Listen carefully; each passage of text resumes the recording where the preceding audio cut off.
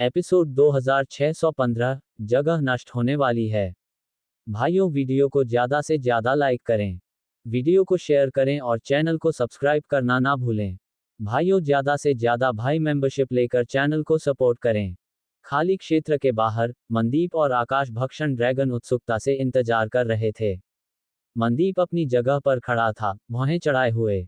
उसकी आस्तीन के नीचे उसके हाथ लगातार खुल रहे थे और भींच रहे थे। उसकी आंखें खाली क्षेत्र के प्रवेश द्वार पर टिकी हुई थी, उसका दिल चिंता से भरा हुआ था। उसके पीछे आकाश भक्षण ड्रैगन भी चिंतित था। वह आगे पीछे चलता रहा, उसके कदम धीरे धीरे भारी होते गए जब तक कि वे मनदीप के कानों तक नहीं पहुंच गए। बच्चे, क्या तुम शांत नहीं रह सकते? मेरा दिल ऐसा महसूस करता है जैसे ये तुम्हारे द्वारा कुचल दिया जाने वाला है। धीमी आवाज में डांटने के बाद दिव्यभक्षण ड्रैगन ने एक लंबी आह भरी और मनदीप के पास रुक गया। उनके पीछे भीड़ मदद नहीं कर सकी, लेकिन एक दूसरे को देखने लगी। जब उन्होंने दो लोगों के चेहरों पर चिंतित भाव देखे, उनके दिल भी घबरा गए। दूसरी ओर प्रथम भी मनदीप के पक्ष में आ गया। उसकी आंखें हल्की सी चमक उठीं। उसने अपना हाथ उठाया और उसके कंधे को थपथपाया। उन्होंने मुस्कुराते हुए कहा, चिंता मत करो, मुझे उस बच्चे पर विश्वास है। उसके साथ आपकी पोती और दूसरा बच्चा निश्चित रूप से सुरक्षित और स्वस्थ होंगे। ये सुनकर मनदीप ने भौहें चढ़ा दी और आह भरी। आकाश भक्षण ड्रैगन ने जल्दी से अपने हाथ प्रथम की ओर बढ़ा दिए। प्रथम ने अपना हाथ लहराया और उसे जाने दिया। हालांकि इस समय चिंतित इन लोगों के अलावा एक और व्यक्ति था जो उनसे कहीं अधिक घबराया हुआ था।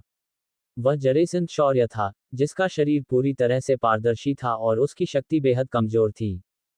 दूसरों की तुलना में जरेसंत शौर्य समुद्र के तल पर खाली क्षेत्र की स्थिति के बारे में अधिक जागरूक था। इतने दिनों के कड़वे संघर्ष के बाद उनकी आध्यात्मिक शक्ति बहुत पहले ही खत्म हो चुकी थी। वह जबरन रुका हुआ था, उसका उद्देश्य ध्रुव की वापसी का इंतजार करना था।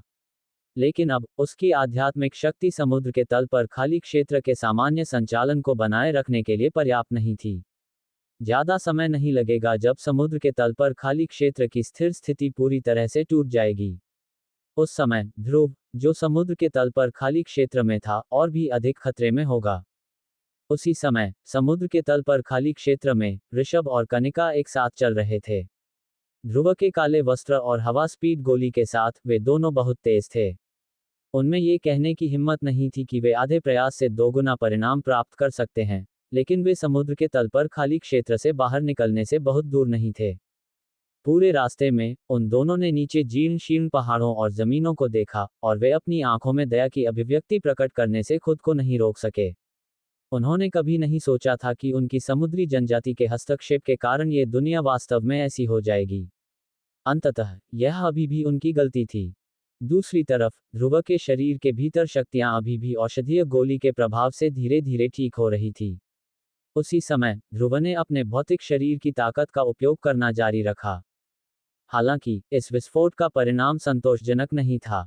इससे कोई फर्क नहीं पड़ता कि ध्रुव ने अपने भौतिक शरीर की कितनी ताकत लगा ली, हर बार वह जिस दूरी तक आगे बढ़ता था वह लगभग समान थी।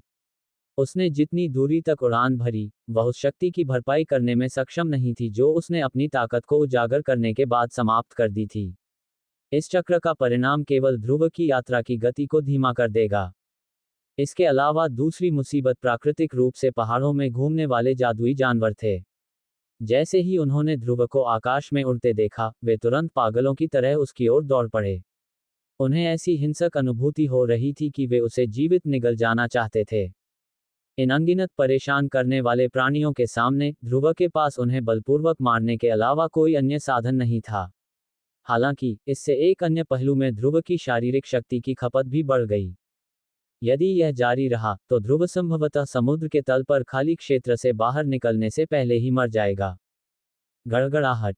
अचानक पूरा पानी के नीचे का खाली क्षेत्र तीव्रता से हिलने लगा। अनगिनत पहाड़ ढह गए, नदियां उल्टी बहने लगी, पहाड़ उलट गए और जंगल नष्ट हो गए। इस संसार में दर्द भरी और खौफनाक दहाड़ें गूंजती रहीं। ऐसा प्रतीत होता है कि अदृश्य खाली स्थान को किसी प्रकार की शक्ति द्वारा दबाया गया है, क्योंकि यह तेजी से विकृत हो गया है। ध्रुव ने तुरंत महसूस किया कि एक अदृश्य शक्ति उसके कंधे पर उतर रही है, जिससे उसका शरीर, जो खाली जगह में खड़ा था, अनजाने में थोड़ा नीचे गिर गया। एक विचार के साथ शक्तियां जो अभी अभी उसके शरीर में ठीक हुई थी, तुरंत उसके मध्याह्न रेखा में प्रवेश कर गई। उसका शरीर थोड़ा हिल गया। तभी उसने अपने शरीर को स्थिर किया जो नीचे उतरने ही वाला था। उसी समय ध्रुव का चेहरा भी तुरंत गंभीर हो गया। ऊपर देखा तो दूर आकाश में अदृश्य आकाश ढह गया था। संपूर्ण विश्व धीरे धीरे अंधकार में डूब गया। अंतहीन शून्य समुद्र के पानी की तरह फैल गया, जो पूरे खाली क्षेत्र को समुद्र के तल में डुबाने की कसम खा रहा था। धिक्कार है, समुद्र के तल पर खाली क्षेत्र पहले से ही ढहना शुरू हो गया है। ध्रुव की अभिव्यक्ति डूब गई। उसने अनजाने में चुपचाप शाप दे दिया। समुद्र के तल पर खाली क्षेत्र पहले से ही ढहना शुरू हो गया था। इसका मतलब यह था कि तथाकथित अंतिम दिन जो उसके लिए बचा था, संभवतः बहुत कम हो जाएगा। अगर उसने जल्द से जल्द इस जगह को नहीं छोड़ा, तो संभावना थी कि ध्रुव भी इस अंतहीन खाली जगह में डूब जाएगा। लगभग उसी समय जरेसन शौर्य, जो समुद्र के तल पर खाली क्षेत्र के बाहर था, भी अपनी आध्यात्मिक शक्ति की थकावट के कारण धीरे धीरे कम हो गया। अंत में वह मुट्ठी के आकार की रोशनी की एक दूधिया सफेद गेंद में बदल गया। इससे उनकी मूल सघन शक्ति भी मौन हो गई। बहुत दूर नहीं, प्रथम की अभिव्यक्ति मदद नहीं कर सकी, लेकिन जब उसने ये दृश्य देखा तो वह थोड़ा बदल गई। उसका शरीर तुरंत चमक उठा और वह प्रकाश के गोले के पास पहुंच गया। उसने अपना हाथ बढ़ाया और एक अदृश्य शक्ति ने प्रकाश के गोले को चारों ओर लपेट दिया, जिससे उसे बाहरी दुनिया की शक्ति से परेशान होने से रोका जा सके। मनदीप तेजी से आगे बढ़ गया। ये देखकर कि जरेसन शौर्य वास्तव में ऐसी स्थिति में बदल गया था, उसकी अभिव्यक्ति और भी अधिक चिंतित हो गई। उसकी कनपटी से अनजाने में ठंडा पसीना बह रहा था। उसकी गहरी आंखें समुद्र के तल पर खाली क्षेत्र के प्रवेश द्वार पर टिकी हुई थीं, एक पल के लिए भी अपनी नज़र वहां से हटाने की हिम्मत नहीं कर रही थी। उसकी आध्यात्मिक शक्ति के समर्थन के बिना समुद्र के तल पर खाली क्षेत्र के भीतर का स्थान शायद पहले ही ढहना शुरू हो गया है। दूसरे शब्दों में, 7 दिनों का आखिरी दिन जो जरेसन शौर्य ने ध्रुव को बताया था, वह दिन शायद समय अपेक्षा से अधिक तनावपूर्ण। अब हम केवल यह आशा कर सकते हैं कि ध्रुव ने पहले ही उन दोनों को ढूंढ लिया है और पहले से ही प्रवेश द्वार पर मौजूद है। इस समय प्रथम भी मदद नहीं कर सका, लेकिन थोड़ा झटका महसूस हुआ। इस समय जो दृश्य घटित हुआ, उससे सचमुच उसे भी आश्चर्य हुआ।